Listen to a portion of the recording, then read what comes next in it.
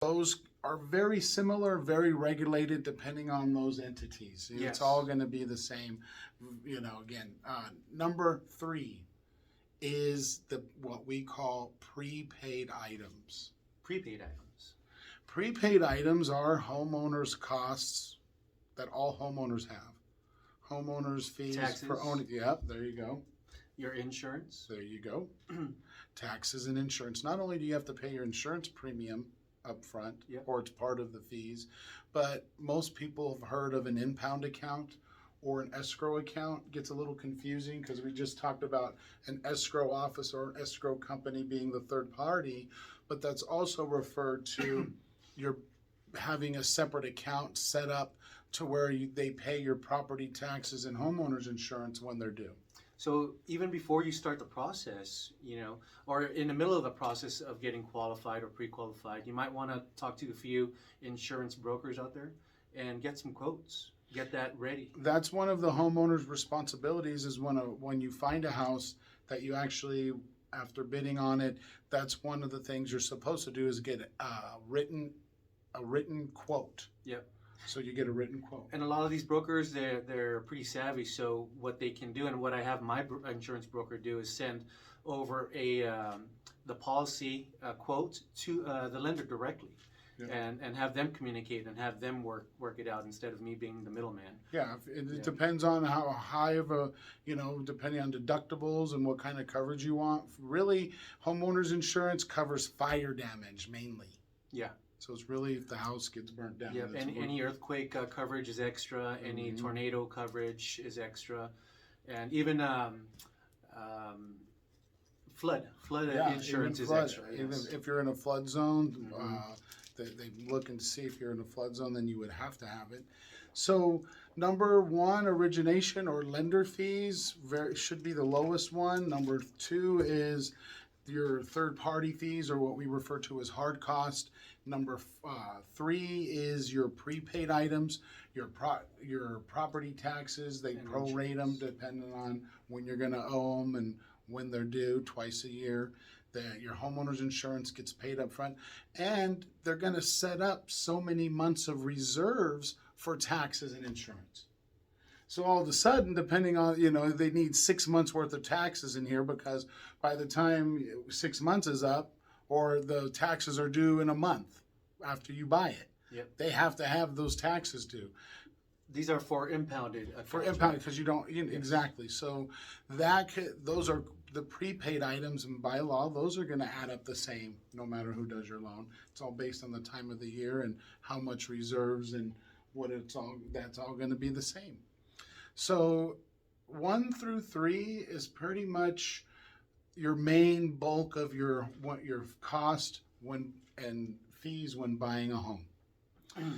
99% of that is the same. That first one, origination fee, represents our processing and underwriting. This all went into regulation. And those are the costs that can be actually compared to other lenders out there. Correct. That's your first thing that you're comparing when shopping. What's your lender fees for processing and underwriting? Yes. The next is seeing if you can get anything in writing, because that puts a level of honesty because of the regulations. Absolutely. You also want to make sure that you get a rate lock, right? Because there's a certain rate lock period when you're buying a property. Yes, right? But remember, that's once you're in contract. When you're just trying to see who do you want to work with and you want to buy a house, you haven't found the house yet. Sorry, I jumped a step. Two steps That's ahead. all right. So number 4 is really leads us into how I coach up, and really how the laws are and how the regulations are, is teaching you how to choose the right interest rate. So number 4 is what's called the discount cost or discount credit for the interest rate you choose. Nice. Or the interest rate chosen. It's even like that on the paperwork. So choosing the right interest rate affects your monthly payment, of course, right? Now, depending on what your goals are in the future. Like for example, guys, I'm a long-term investor, right? And I always want to get the cheapest interest rate to get the cheapest monthly payment, the lowest monthly payment. Mm-hmm. Because cash flow is why I invest in rental properties. So having that low monthly payments means greater cash flow when it comes to my rentals. Exactly. So your discount cost, a lot of people have heard of a buy down rate. Not to be mistaken for the 3-2-1 buy down, where it's an introductory rate and it goes up each year and then ends up being fixed for the remaining period. We're talking about a straight up 30-year fixed and choosing, and in reality, us licensed loan people get paid exactly the same, regardless of what rate you choose. And that was what came into play. We cannot have any financial interest in the rate or fees charged on a home loan. Anybody licensed who's representing you or helping you in game planning and coaching you up through the first time home buying process. Awesome. So, but different places we've compared, our upper management, we're always looking, I don't know if it's because we're based in East Coast, but we're a nationwide company, and one of the reasons I love working for FBC is because it's nice having the best prices for the rates when everybody's trying to beat me. So when we choose our rates, I'm like right there with credit unions. Yeah, well, you know what, guys out there, I called up Robert last night, trying to plan, right? I have a property that I bought cash, I'm renovating it, and I should be able to refinance out of that property and replenish my my funds. Now, my goal after doing that is buying a property in Las Vegas, right? I was talking to him about that, and we were running the numbers yesterday, right, Robert? Mm-hmm. As far as what the interest rate might be, what my monthly payment's going to be. And so this is something that you want to get with Robert and work out your situation, right?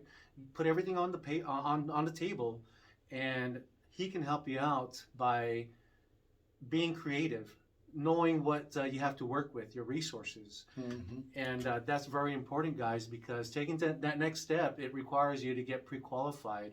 And Robert is here to help you out with that area. And we always talk about one house leads to another. Everybody's instincts, I think everybody has an instinct to want to own the home they live in. That's where it all starts. Yes, That's sir. where it's the cheapest way to get in. Even now, when we look at all the programs available, and there's some good stuff that I'll have this week. I already got an update specifically for San Bernardino and Riverside County first-time home buyers. Nice. That is we're gonna put a training on at the High Desert Association of Realtors, because it makes Raven's a perfect example of just having that first house and being able to build onto that, and how it just naturally builds on as you grow, as your family grows. I was just thinking about that house that I bought in 2014, not knowing when I bought it that in the future it's going to help me raise funds by refinancing and gaining that equity out. Mm-hmm. And not only that, getting that cash flow every single month with because I put tenants in there. Yeah, I didn't know until you do it. You don't and know. your wife's instincts, she knew what she meant.